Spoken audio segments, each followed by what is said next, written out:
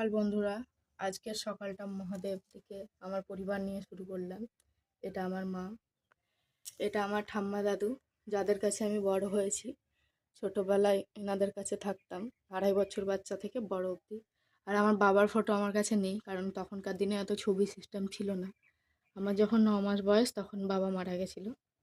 ইনি আর সংসার করেননি। আমি মানুষ হব না সেটা ভেবে একাই বড় করেছেন আমাকে।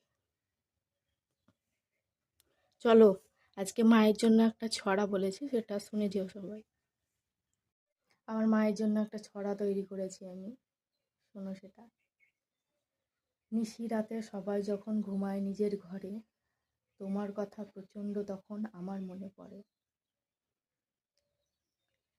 রাত জাগার মতন পাপ আর নেই কিছু এই দুনিয়াতে, কোথায় যেন হারিয়ে গেল সেই ঘুমটা যেটা ছিল আমার চোখে। ডেকে ডেকে ওঠাতে তুমি ওঠরে শোনা ওঠ, এখন শুধু স্মৃতি তুমি, কান্না করি রোজ। শুভ সকাল বন্ধুরা।